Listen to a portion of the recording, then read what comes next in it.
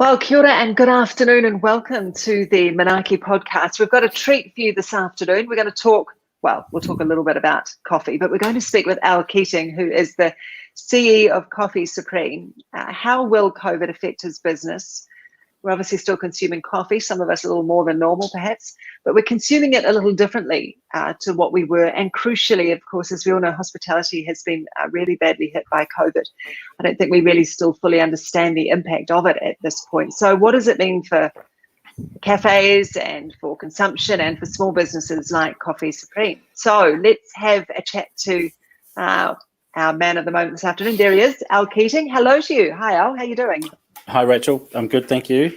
Thanks for having me. Well, thanks for joining us. How's the lockdown treating you? What have you been up to for the last few weeks working from home? You can probably hear my kids hollering in the background. Yeah. I'm at home with my family. I've put myself in the garage so that I can have some separation from work and life. The commute is quite short, obviously. But I've actually really loved it. I've found it really energizing, and as a people person, I have not suffered going without people because I do lots of this and lots of walking in the neighborhood where I bump into neighbors from a safe distance, obviously. And I just found it really sort of energizing having meals with the family every day, not having to juggle a social calendar. It's awesome. It's pretty novel, isn't it, with the old family having 3 meals a day? I mean, sometimes half of us are pushing it to have 1 meal a day. Yeah. But it's pretty intriguing. Yes. Tell me a little bit in terms of business, how you have had to adapt. I mean, obviously, you're working out of the garage, but how has your operating model had to change in the first instance, in the midst of COVID? Well, okay, there's a couple of things. I'm based in Auckland, but head office for Supreme, the group, which is New Zealand, Australia, Japan, is in Wellington. And so my senior team are largely in Wellington, one's in Christchurch, but we've been for years quite spread around. So in that way, very little has changed. What's changed, I think, is that for those of us in the business who still have, tangible work, they're very focused because there's no distraction at the water cooler and people shuffling around the office and leaning in your doorway, which we all know is a part of working in an office, that a lot of your time gets chewed up in those conversations. So that is all aside. We're now very focused and still regular daily contact with our teams. There is, of course, a huge chunk of our business who are working at home and who can't contribute tangibly. So that's really frustrating for them. So maybe that answers your question. Give us a little bit of context into the size of the business and what sort of BAU has looked like over the past few months and years. Okay, so we're about 110 staff. We're in 3 countries and 7 cities in those 3 countries.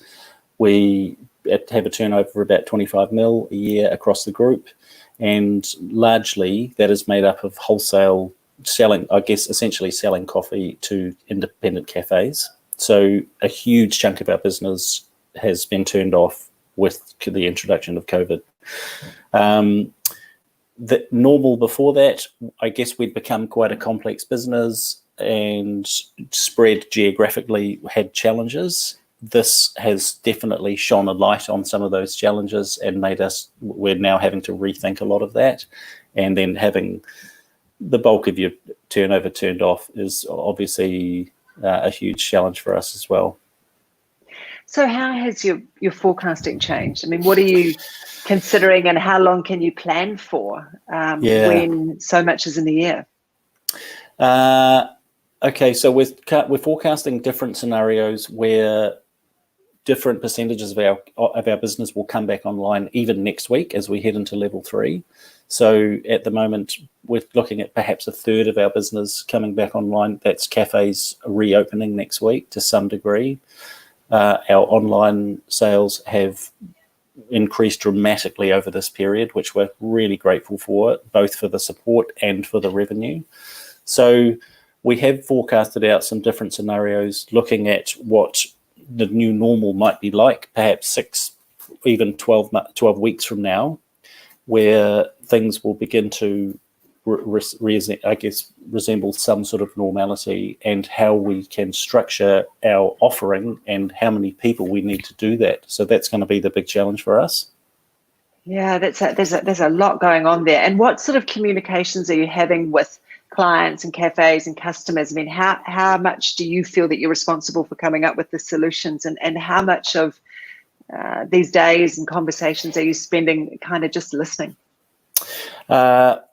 We're in a lot of contact with our customers, me personally, but not so much me as a lot of our staff who deal with these customers every day. Obviously doing it remotely, all of us. And a lot of our customers have become good friends. So these are cafe owners, just like your local cafe owner that you kind of get a relationship going with. So it's very similar for us. And so in talking to them, we have to be very careful, because we do get asked as a trusted supplier for a lot of advice, but we have to be careful that we don't give advice, but we just show them the information. We're all reading the same information on the same website from the government. It's all there. Some of it is, yes, a little grey and open to interpretation. So we do have to, I guess, point to it and help our customers decide what's best for them. So specifically with reopening next week, pre-ordering, contactless payment, click and collect, cannot enter the store. It seems pretty straightforward. There is going to be some pretty creative interpretations of that, I'm sure, but we have to make sure that we don't get involved in giving advice around that.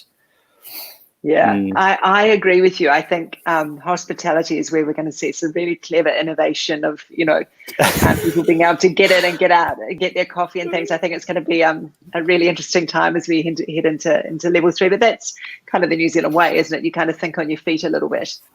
Yeah, I guess innovation is a positive way of saying it. I think there'll be some a few renegades as well, I'm sure. Yeah, absolutely. In terms of ordering and coffee, I mean, where's your coffee coming from? And have there been implications for you in terms of logistics and supply chains? Well, yes and no. So coffee buying, I should say, it's not something that you order when you run out, or sort of weekly. It's something that you do annually for green coffee. So we have relationships with growers around that equatorial band in lots of those countries, and we manage our ordering generally annually, except for coffees that come out of Colombia, where there are 2 harvests a year. So luckily for us, a lot of our purchasing was done pre-COVID. The downside of that is we've committed to volumes that we simply will not need because of the downturn in business. And so that's a huge challenge for us. We've had to renegotiate some of those contracts. A lot of the coffee that we'd ordered already is on the water or is underway. So it is going to have massive knock-on effects, because across the world, the entire planet is in the same position as we are. That's having huge effect on coffee growers, where people are reneging on their contracts or having to adjust the volumes of those contracts. And so the effect of that is right through the supply chain. I think in New Zealand, if you just focus on that, there's going to be a lot of coffee sitting behind roller doors for some time. Yeah, it's really interesting, isn't it? Because I was listening to a webinar with a chief economist this morning, and he was saying that he didn't really feel that many areas of the market had factored in a lot of what level 3 and beyond would look like, and some of the implications which you've just talked about there. And it is really interesting. We sit here and feel that we're a bit miffed because we don't have our beautifully made flat white each day, or several of them. And yet, actually, when you're talking about the route the entire way back into our, the coffee growers of Colombia, the implications, there are massive knock-on effects right the way through, aren't there? Yes, it'll be really devastating for them. And talking to our buying team who have the relationships with these people, they talk about how there will be farmers who simply walk off their farms because it's just too much for them, or they give up on coffee and plant something else, or that the quality gets thrown in the bin because it's simply not going to give any return anymore. So he's talked about it going back 15 years, that our industry will take a backwards step so far that it will sort of go back to a lot of commodity coffees, with people having to just get rid of harvests and crops. Yeah. which Oh, is gosh, a real shame because so much work has been put into improving quality. But I do wonder if consumers, people who just love drinking a flat white, we do actually wonder if this will simplify the whole business of coffee and that it just is going to go back to real basics, and that maybe a lot of those details that they're focused on have not been appreciated or they haven't gotten the return on it. Right. So what you're talking to there is, post-COVID implications and how your customer demand might change, and customer behavior may change. Yeah, I think we might see a return to very simple hospitality. We might see that $1 million cafe fit outs and attention to detail, especially from suppliers talking about origin and provenance and all of those details. I mean, if I told you what the massal was of a coffee, do you know what that means? So that's something that, as an industry, we've banged on about. Massal is meters above sea level. But what does that mean for somebody who just wants to buy a flat white to have with their cigarette? Absolutely nothing. So I think that's what I'm saying is a lot of detail. We've focused on it, but it's not giving return. And we may take a step back to simply, this is great coffee. We've got a strong roast and a not so strong roast. You know what I mean? Yeah, absolutely. And what's, I've been doing a lot of online watching, and I was listening to a guy the other day who's a marketing boffin, and one of the key things he talks about is the worst thing you can do in business is make assumptions without data and without research to kind of back it up. And so many of the conversations I'm having at the moment, because we're all stuck in our houses, we're sort of thinking about, we're making assumptions about what things might look like, but we don't know. So how will you move, and how will you make some of those decisions? It'll be, interesting on the other side of lockdown as to, whether what you're suggesting there comes to fruition. Yeah, look, you're absolutely right, Rachel. There's so much crystal ball gazing. A friend of mine who's a real estate agent said to me the other day, there's two types of speculators, Al. There's those who don't know and those who don't know they don't know, which I thought was quite good. So I guess we are going to watch carefully as to who reopens. We're yet to know how many of our customers will actually reopen. Yeah. They talk about 50% of hospitality in New Zealand alone perhaps not reopening. And I think like fine dining is going to be really difficult for quite some time. Even in level 2, fine dining will be super difficult because they'll have to remove numbers of seats. And so it's just not going to be viable for them to trade at those numbers. They certainly won't open at level 3 because you can't trade through takeaway. So we're yet to wait to see what normal will look like, but we know that we will probably be a smaller business.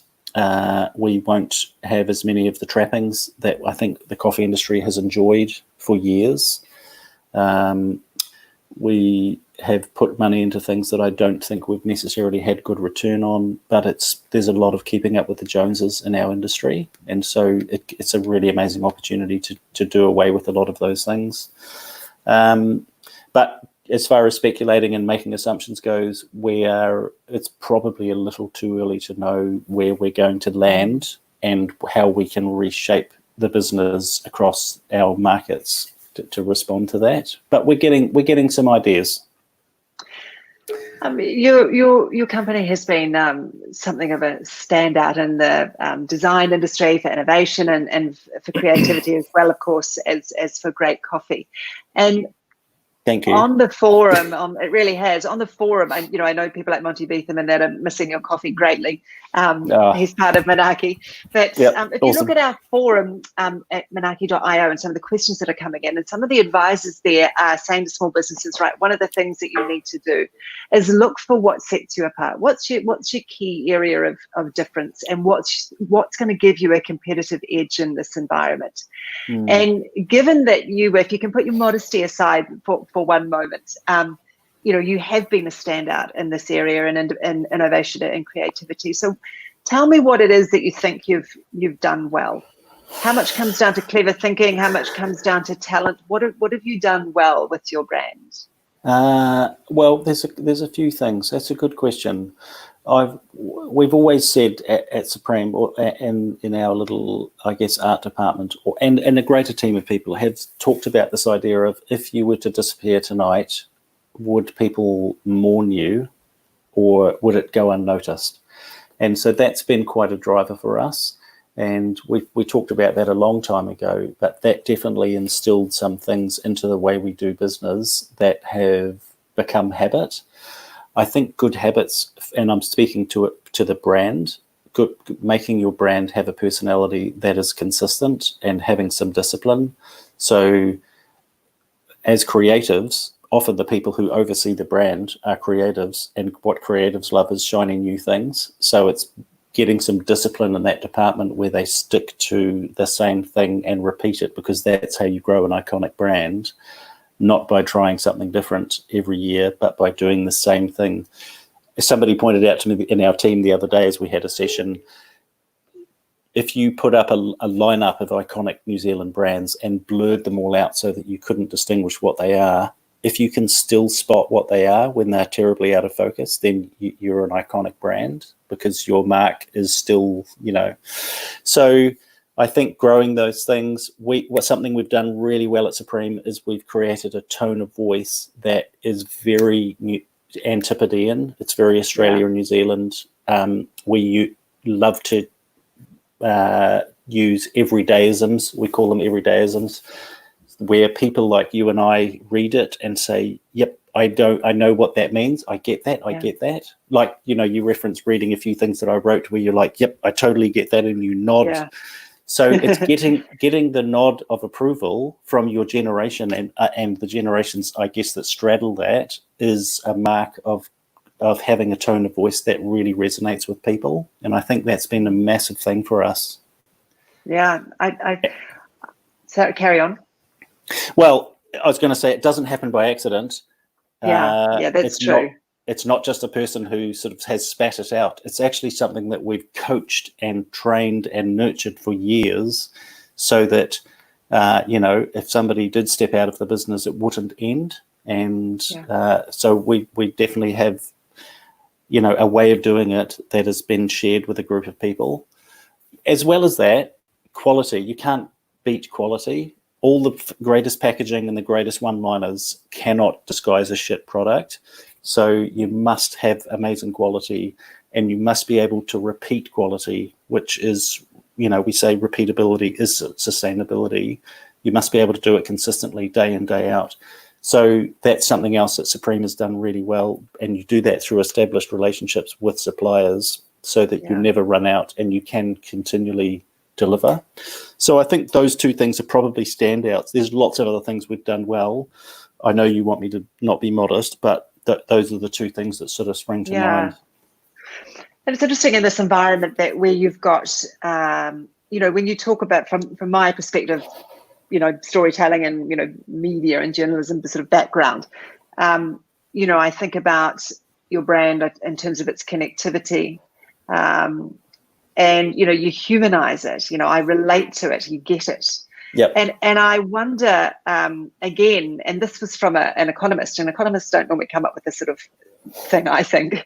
Well, the way he approached it was to say we're going to get there'll be more protectionism in our economy, and by that, he sort of moved more towards, I think, thinking we will buy local and we will support local. And in America, it'll be buy American made, and Australia will be the same.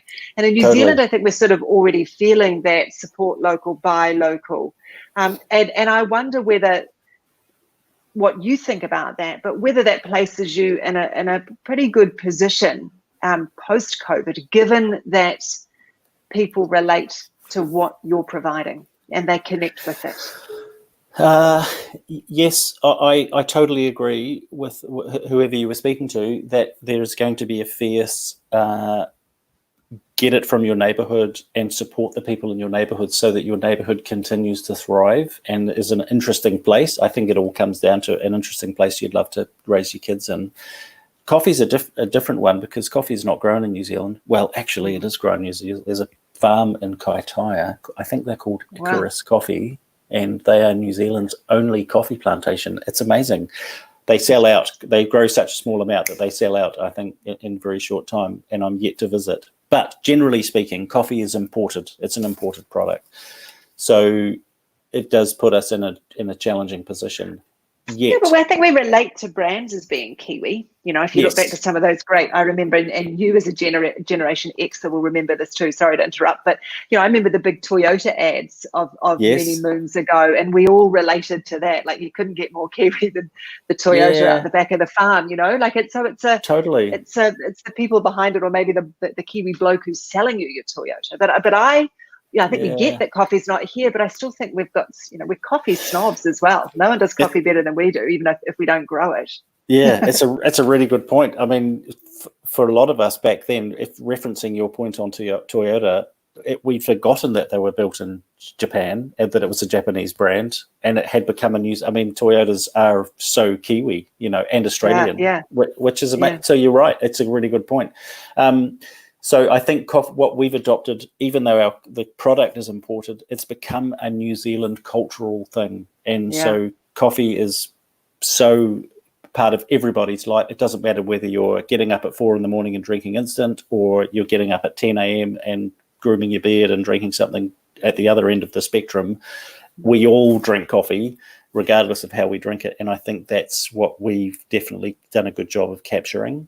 And yes, protecting local, and as soon as I come out of lockdown, there's a really great cafe at the end of my road. I'm really lucky. I've got a couple of good cafes in my neighborhood.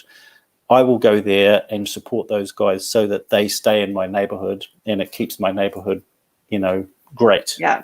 And I think that is kind of felt across New Zealand at the moment. Yeah, I think it is. I really think it is.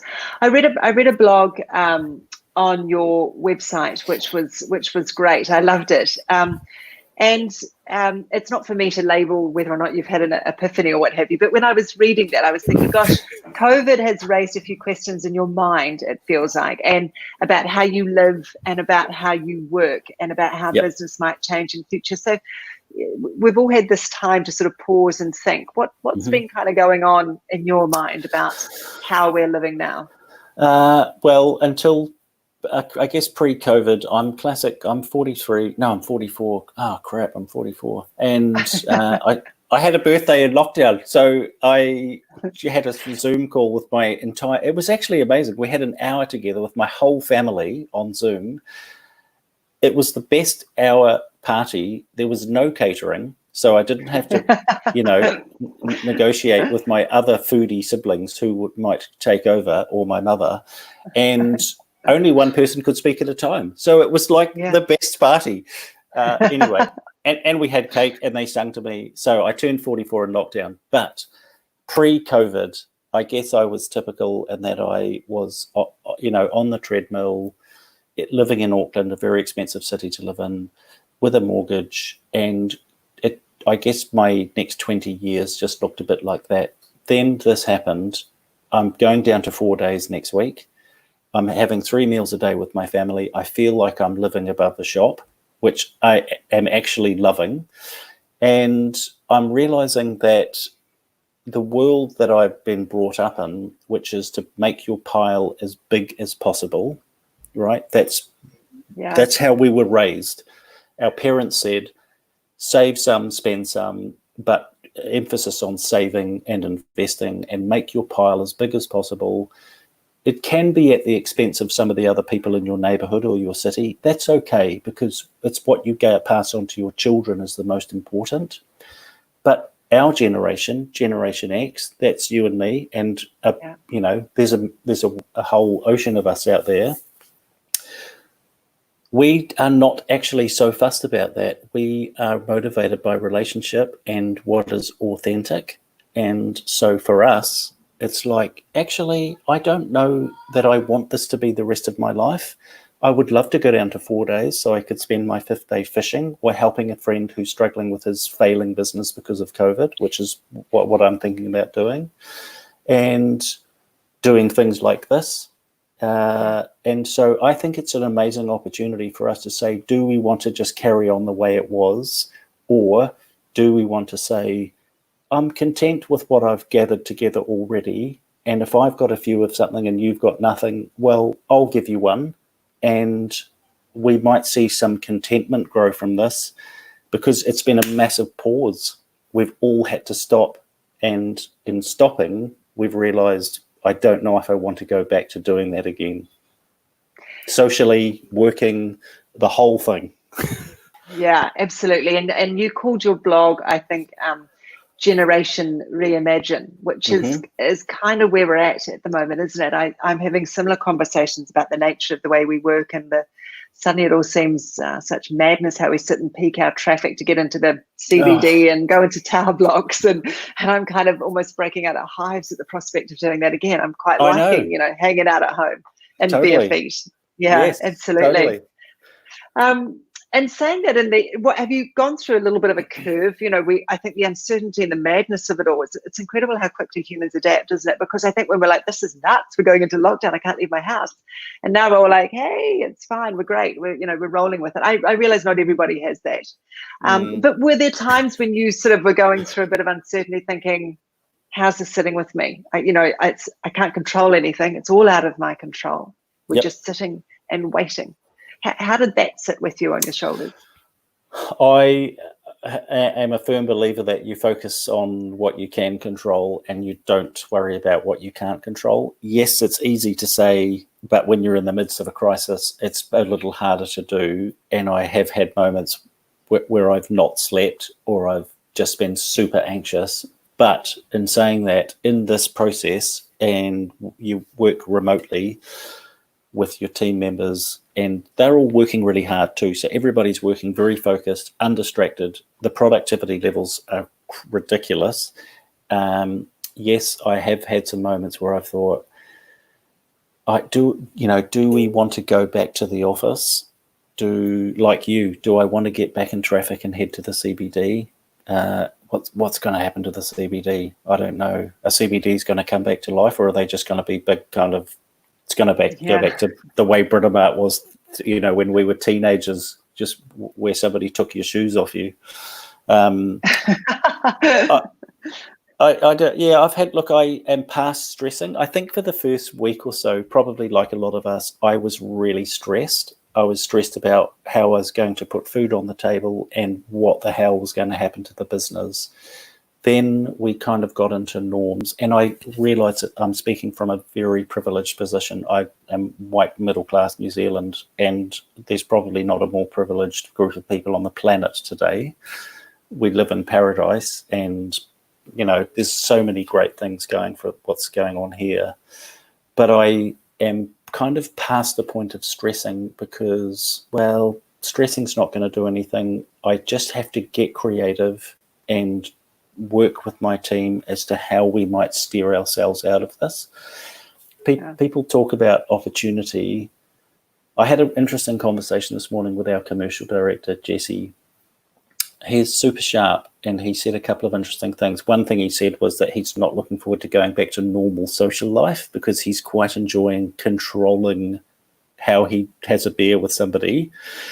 He's sitting in the comfort of his own home, and it lasts generally 30 to 45 minutes, and then you're kind of done because you don't have drunken banter around the table because only one person can talk at a time.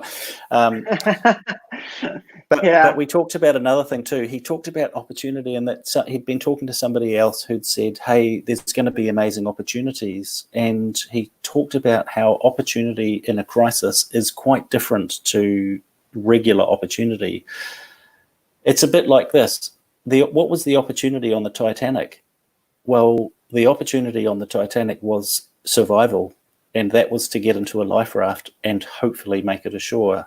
The real opportunity on the Titanic was to make it ashore and to be part of building a ship with a more effective rudder. And that was the opportunity, right? So for a lot of us, the opportunity is not like, these amazing things are going to come from us being two-thirds of the size we used to be. It's about what's going to look different for us to be more effective and perhaps enjoy our work more. But at the moment, the opportunity is survival. I know that sounds quite dramatic, and it will be sad to see a lot of businesses go down, and I know that will be a reality.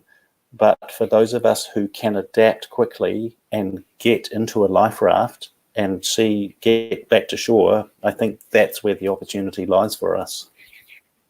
Wow. That's a pretty extraordinary insight. No, it's great. I've got, I don't know where else to go with that. I love your Generation Reimagine. I would urge people to go and have a look at your blog on the Coffee Supreme site. It's really interesting, your thoughts going through. I've got people here saying, Espresso Room says hello to Supreme. Oh, what up, Espresso Room? Yeah. Yeah. Well, awesome. They say what up too. So there you go. Shout out to Kumu. Yeah. So there's a lot of people missing you. Jade is very concerned that there's going to be a shortage. She's catastrophizing. She's worried that she won't be able to get beans. No, so there you go. Don't need to worry about that. There's a lot of beans sitting around in New Zealand, Jada. We're good. They'll go off. They'll start going off soon, so you don't need to worry about that. Okay, drink for your country. Drink coffee for your country. Get it in. That's right. All right. Do it. And Andy Hamilton says, I get you, Al. Inspirational and inspiring. Energy for going on. Magical. And thank you for your giving and your sharing. So that's from Andy Hamilton. Andy Hamilton. Yeah. Yeah. Where are you reading these? Are you reading these are coming Facebook? through? I think that, they're bouncing in on the bottom of Facebook. So go and have a look. I'm sure there'll be some more questions coming through to you. But we wait and we will see what happens. But it's interesting what you're sort of pointing towards the possibility that everything might become a little bit more simpler. That's been sort of some of your thinking.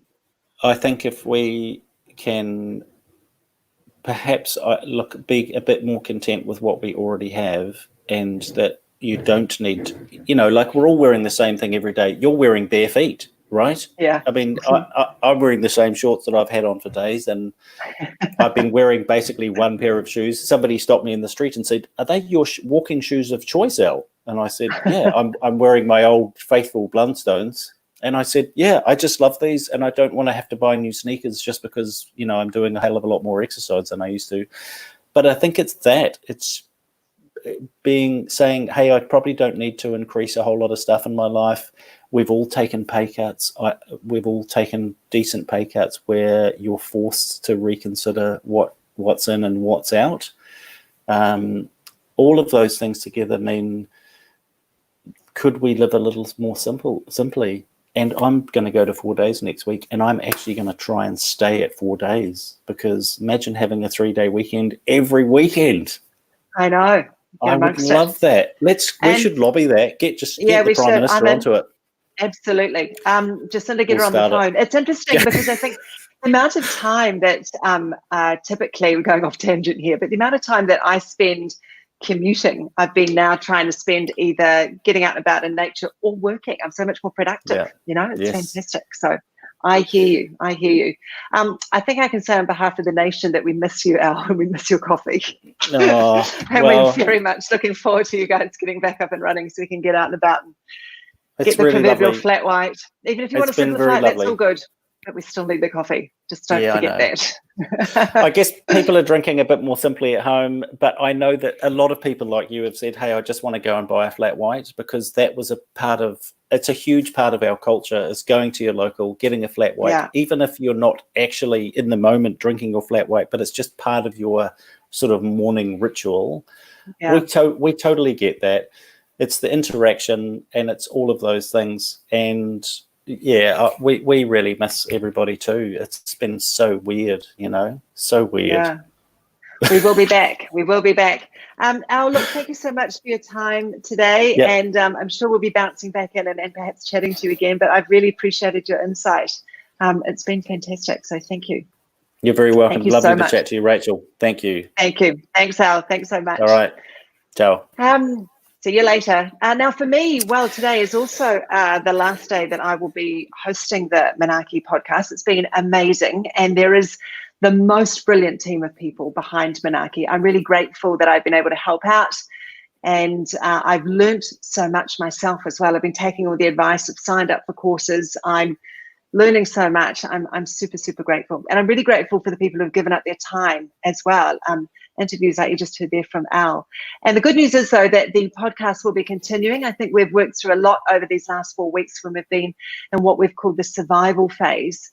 And now Stephen McIver is going to take over the podcast, and he's going to carry on as we move into level 3 and that recovery and thrive phase, I guess. I have a communications and a little storytelling company, just like you. I'm in that recovery and thriving stage as well, pivoting and supporting people and doing what I can, as we all are, to help and make a difference here. So I'll be watching, and I'm still an advisor on the Manaki.io forum and brand and marketing, communications, engaging with media. So hit me up if you've got any questions, and I'll still be on there. But just remember, the podcast are continuing, the great forum at Manaki.io, and Manaki's all over Facebook and Insta as well. So be safe, people, be kind, keep washing your hands.